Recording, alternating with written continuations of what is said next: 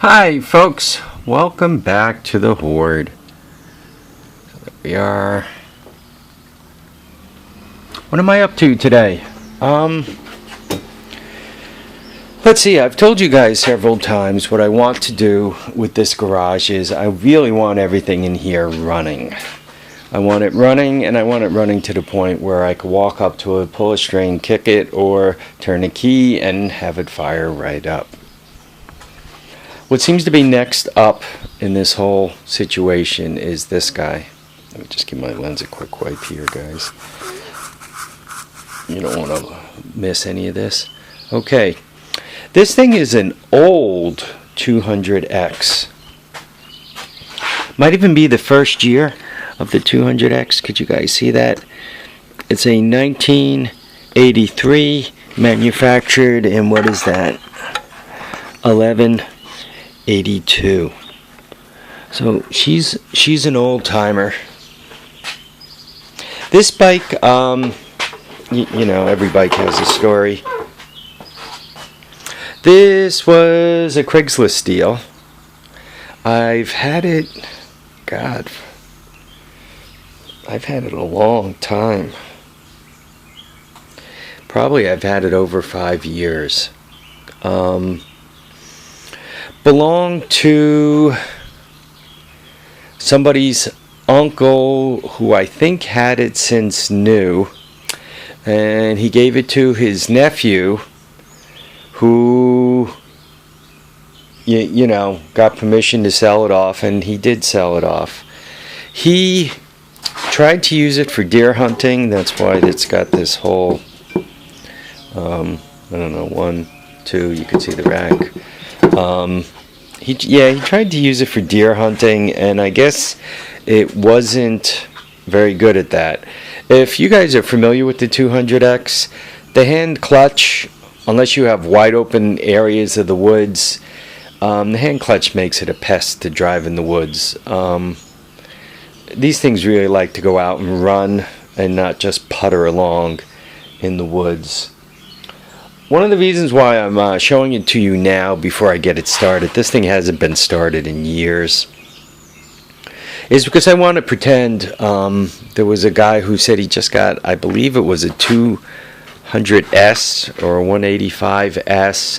And you know, what do you do when you get one of these bikes to bring it back to life?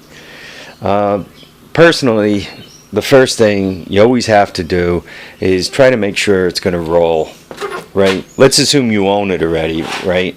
I mean, if you're looking at it from the beginning, you're just trying to figure out what the price should be. The price should be, if the bike is complete, if everything is there, that normally starts me at about 300.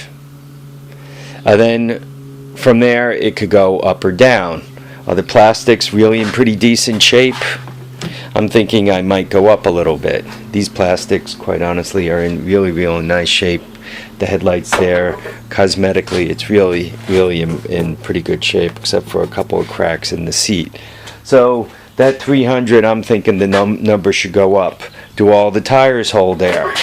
That's also another plus that starts bringing me up. Is the motor complete? Even if the motor is completely dead, seized, or whatever, is the motor complete? And why am I thinking this? If you say, let's say you put $400 or $500 into one of these things, and it's cosmetically as nice as this one really is. This is aftermarket plastic, and you know, I guess it's probably mousse. Maybe it's mousse, maybe not. I don't know. Or yeah, I'm not sure who the aftermarket who made this aftermarket plastic. It doesn't look like Mayer to me. It could be, but it doesn't look it. Anyway, let's say you got, you know, $400 or $500, but the forks are good and primo. These aren't bent. This boot is torn, but they're not bent. So anyway, let's say let's make it 500. You got 500, but the engine's junk. you can always go out and fish yourself up a decent 200S engine or 185 engine to put on these if it's one of the early 200Xs. If it's a more recent, if it's an 86 or the rare 87 200X floating around, the motor mounts are a little different, and the 185 200S motor will go on, but it's not a piece of cake. With this, the 185 200S motor more or less smashes right on. So anyway, let's say now for whatever reason you bought it, where do you go next? Does it have compression? Yes or no?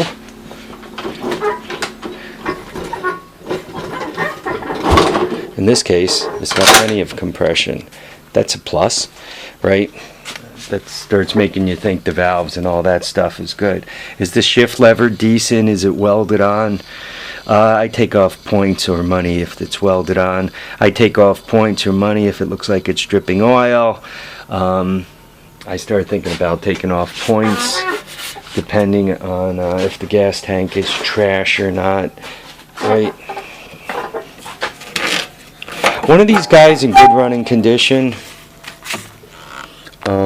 let's say this thing fired right up and it's running, around me, it'd be worth somewhere around $800 to $1,100, depending on who's after it and you know how much you doll it up and so forth like that. It would be really, really hard to find one of these things in running condition for under $800 or $850. This particular bike seems to have something going on with the exhaust here, right? So it needs some love and attention. So I might have to replace the manifold. He's got a patch here, so this frame might have been broken at some point. But yeah, the frame looks like it's got some patchwork to it. You lose points for that. Once again, though, I don't think it would move the number all that much up or down from 850. So what am I going to do with this thing? I want to get it running to see what kind of shape it's in. Luckily, I got it on my. That's a one wheel of a 4-wheel set of car dollies, and you can see I blocked it up on wood. It makes it a lot easier to kick it about, to move it around.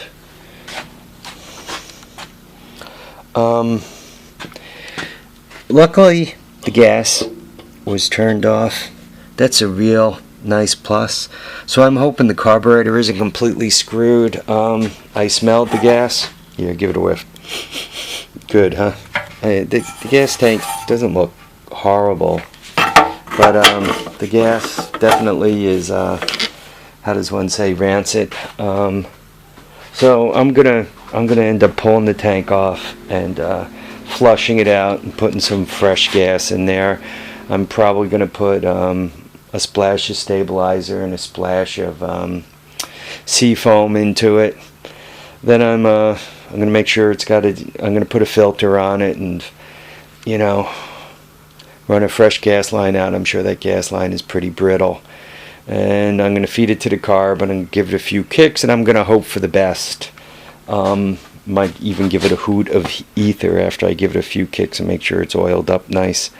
I might even just throw a little oil or tranny fluid down the spark plug hole to make sure things are nice and loose in there and clean and, you know, oiled up. So stay tuned. I'm going to mess with this so over the next day or so. My attention span is a little shorter than that of your common gnat.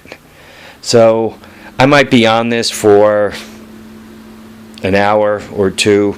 Then for some reason, some shiny object will catch my attention and I'll go wandering off, or I'll have something else I got to work on, or the mail will come and something and that'll get my attention, or the phone will ring, or a Craigslist deal, or God knows what else will drag me off. So normally my you might see me work on it and then stop working on it and then get back to working on it. You guys will also notice the Suzuki, the DR200ES that was sitting here is no longer sitting here.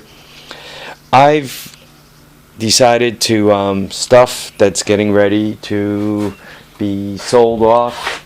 It now moves to the lower garage, right? Because the last thing I want, quite honestly, is to bring some lunatic up here to look around. It's bad enough if they see the lower garage. Most of the time they come after dark and they don't know the upper garage is even here. I lock it and all that, but still, who needs the attention? So anyway, that moved to the lower garage. What I have to do is I have to put the choke cable in, and that just showed up. Here we are. And I have a battery for it that's in that pile over there. It's already got an air filter on it. I have a tail light for it. It's actually a Suzuki tail light that's in here. So yeah, I want to get that running, and I want to get it gone. I want to get my money back out of that for a couple of reasons. A, I can use the cash, and B, I could use the space. I want to take this space back. I really want to make it so that stuff can move in and out of here much easier than it is. So Mr. Police Car has to move, and those shelves, benches, fish tank, metal, whatever you want to call it. I want to get this clear, so theoretically I can fire up and just drive out straight and keep going. So that's the task at hand. That's what I'm up to, and so forth. Folks, I really want you all to keep your feet down, keep your head up, and I really want you to get out there and enjoy all your days. Remember to have fun. Remember to have laughs. Live, love, and have a good time. Take care now, folks. Bye.